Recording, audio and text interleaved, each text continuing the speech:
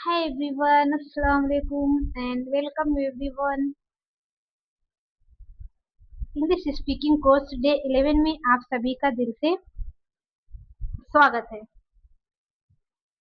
दोस्तों, बहुत से लोग अंग्रेजी बोलना चाहते हैं लेकिन डर, झिझक और लोगों के मजाक का डर उन्हें रोक देता है।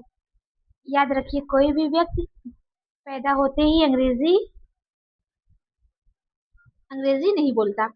हर सफल इंसान ने शुरुआत एक छोटे से कदम से की थी।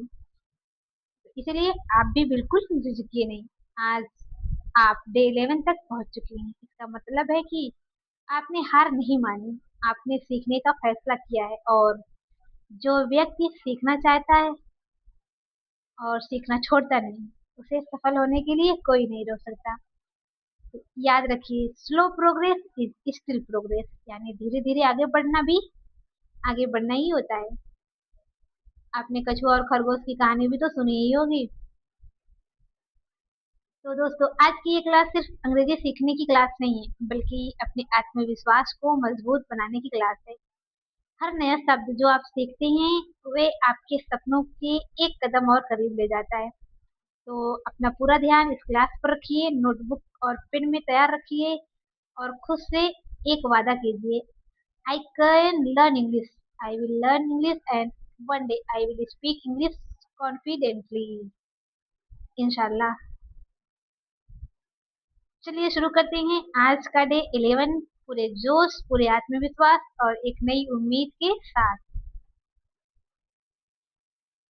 तो इसके साथ एक छोटी सी मोटिवेशनल लाइन भी सुन लें कि अगर आप रोज सिर्फ 1% बेहतर बनते हैं तो एक साल बाद आप पहले वाले इंसान नहीं रहेंगे। इसलिए सीखना कभी मत छोड़िए। तो चलिए, ये है दूसरा 11th 11वां दिन, 11th डे। तो का ये है दूसरा अभ्यास, सेकेंड एक्सपीडिशन। दोस्तों, पिछले 10 दिनों में आप एक पड़ाव पर पहुंच चुके हैं। आपको उससे आगे बढ़ना है। अब तक हम आपको अंग्रेजी बोलचाल की प्रारंभिक जानकारी दे रहे थे।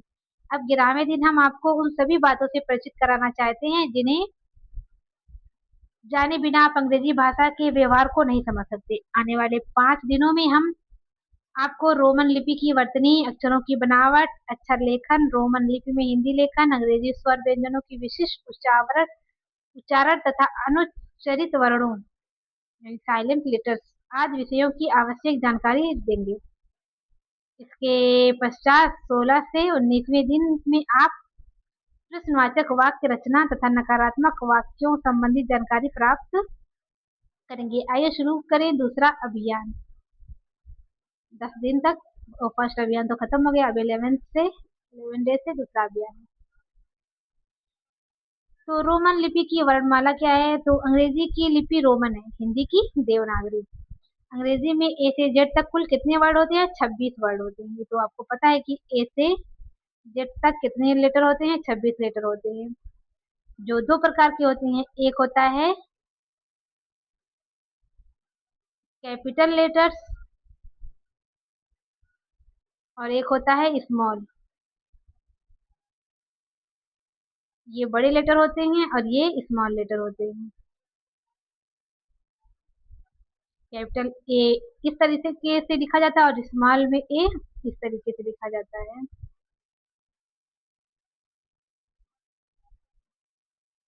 फिर ये सभी वर्ड छापे में विभिन्न आकार के होते हैं और लिखने में विभिन्न आकार के, क्योंकि ये देखो, छापे के अलग होते हैं और लिखने के भी अलग होते हैं। कौन? Capital letters. और ये है छापे का और ये है लिखने का। तो ये है छापे का और ये है लिखने का, इसी तरीके से। तो आइए पढ़ते हैं वर्णमाला यानी अल्फाबेट रोमन क्रम से।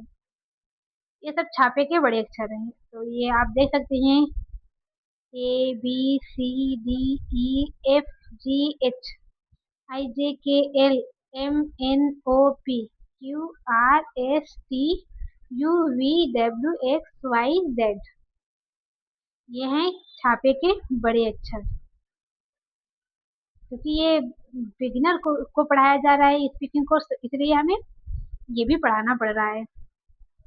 अगर आपको ये आता है तो बहुत अच्छी बात है, लेकिन हम शुरुआत से पढ़ा रहे हैं, हम एक भी चीज मिस नहीं करना चाह रहे हैं, तो हम ये भी आपको पढ़ा रहे हैं। ये है छापे के छोटे अक्षर, ABCDEFGHIJ तक है।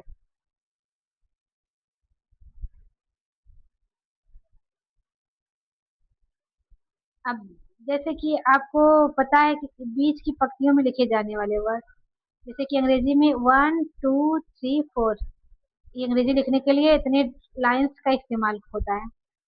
तो ये जो है ACEIMNORSUVWXZ, ये 14 वर्ड जो हैं ये सिर्फ इस बीच वाली लाइन में लिखे जाते हैं। ठीक। और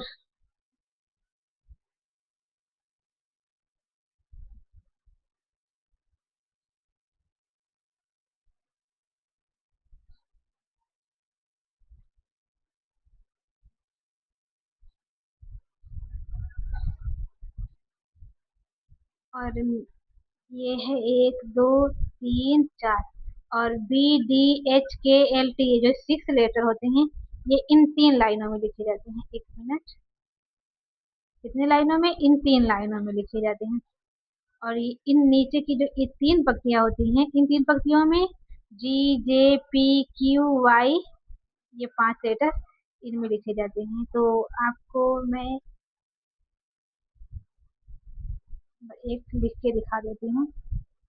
ये मान लीजिए 1 लाइन, 2 लाइन, 3, 4 है। ठीक। आप यहाँ पे लिखेंगे ए, बी को 3 लाइनों में लिखा गया है बी, फिर इसको सी, इस तरीके से डी, इस तरीके से ई। एफ जो होता है ये चारों लाइन में लिखा जाता है, और जी जो होता है इस तरीके से नीचे की 3 लाइनों में, एच जो है ऊपर के 3 लाइनों में। इस तरीके से आप लिख सकते हैं। वही यहाँ पे।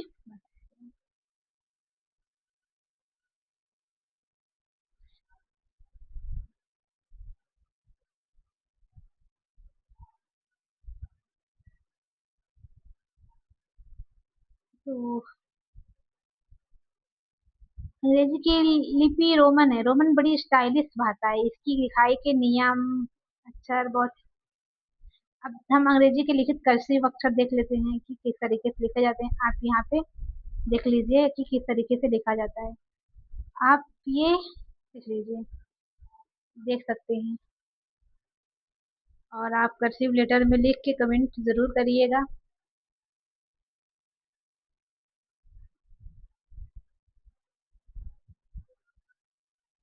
तो आज आपने सीखा। तो दोस्तों, आज की इंग्लिश स्पीकिंग कोर्स डे 11 की क्लास यही समाप्त होती है, और कल हम पढ़ेंगे डे 12, और सीखेंगे अंग्रेजी के स्वर और व्यंजन। सबसे पहले खुद के लिए तालियां बजाइए, क्योंकि आपने आज भी अपने सपने की तरफ एक कदम बढ़ाया है। हो सकता है अभी आपको लगे कि आपकी अंग्रेजी परफेक्ट नहीं है, हो सकता है बोलते समय गलतियां होती हो, तो लेकिन याद रखिए, गलतियां इस बात का सबूत है कि आप सीख रहे हैं। तो इसलिए आप सीखते रहिए, डेली थोड़ा थोड़ा सीखिए, पर सीखिए। ऐसा ना हो कि एक दिन सीख रहे हैं या 2 दिन गैप कर दे रहे हैं, फिर एक दिन सीख रहे हैं फिर 2 दिन गैप। ऐसे आप नहीं सीख पाएंगे, क्योंकि आपने आज जो पढ़ा है, अगर वो कल आप रिवाइज नहीं करेंगे, कल उसको दोहराएंगे नहीं, तो आप आज का पढ़ा कल भूल जाएंगे। तो इसलिए प्रैक्टिस भी बहुत इम्पोर्टेंट होती है। और कभी कभी आपको ये भी लगता होगा कि आपकी अंग्रेजी परफेक्ट नहीं है, हो सकता है बोलते समय कुछ गलतियां भी हो रही हों, लेकिन याद रखिए, गलतियां इस बात का सबूत है कि आप सीख रहे हैं। अगर आप सीखेंगे, प्रैक्टिस करेंगे, तभी तो आपसे गलतियां होंगी, और गलतियां होंगी तो फिर आप उसको उस गलती को सुधारेंगे, और जब आप सुधारेंगे तो जाहिर सी बात है कि आपको कुछ नया सीखने को मिलेगा। स्टूडेंट्स, कभी भी अपनी तुलना उन लोगों से मत कीजिए जो आपसे आगे हैं। कि आप ये देखते होंगे कि कोई क्लास में कोई स्टूडेंट आपसे बहुत आगे है और आप उसको देख के डिमोटिवेटेड का शिकार होते होंगे कि ये मुझसे कितना तेज है। तो कभी भी आप अपनी तुलना उन लोगों से मत कीजिए। अपनी तुलना सिर्फ उस इंसान से कीजिए जो आप कल थे। कि आप कल कितने कमजोर थे, आज आप थोड़ा और आगे बढ़े, या आप अपनी तुलना उससे कीजिए जो आपसे कमजोर हो। सबसे साफ है कि आप खुद की तुलना खुद से कीजिए, क्योंकि अगर आपने आज एक नया शब्द सीखा, तो इसका मतलब है कि कल आप उससे वीक थे, कल आपने कुछ भी नहीं सीखा था, लेकिन आज आप एक नया शब्द सीखे तो आज आप थोड़ा प्रोग्रेस किए हैं। तो एक नया वाक्य सीखना, ये थोड़ा सा भी आत्मविश्वास बढ़ाया तो समझिए आप जीत रहे हैं। याद रखिए, एक दिन ऐसा आएगा जब लोग आपकी अंग्रेजी सुनकर कहेंगे क्या कमाल बोलते हो, लेकिन उसी दिन की शुरुआत आज की आपकी मेहनत से ही होगी। इसलिए हार मत मानिए, रुकिए मत, और बहाने बनाना तो बिल्कुल ही छोड़ दीजिए, क्योंकि सपने उन्हीं के पूरे होते हैं जो हर दिन अपने लक्ष्य के लिए मेहनत करते हैं। इसीलिए आप डेली सीखते रहिए और खुद से ये भी कहिए कि I am improving every day, I am becoming more confident, I will speak English fluently. और जाते जाते एक बात हमेशा याद रखिए, सफलता का कोई शॉर्टकट नहीं होता। आप ये ना सोचिए कि मैं एक दिन में सफल हो जाऊंगा, 2 दिन में सफल हो जाऊंगा, या मैं ये वन लाइनर जैसे होता है ना कि यूट्यूब पे दिखाया जाता है कि 30 घंटे में पढ़ें पूरी पॉलिटी, 30 घंटे में 15 मिनट में पढ़ें पूरी इंग्लिश। तो ये शॉर्टकट होता है और ये आपके लिए नहीं है। आप जो भी पढ़िए थोड़ा पढ़िए और पूरे विस्तार के साथ पढ़िए। लगातार किया गया छोटा सा प्रयास भी एक दिन बड़ी सफलता बन जाता है, और अगर आपने शॉर्टकट का रास्ता अपनाया तो फिर आप बीच मझधार में ही पड़ जाएंगे। तो दोस्तों, मुस्कुराते रहिए, सीखते रहिए और अपने सपनों पर विश्वास रखिए। See you in day 12।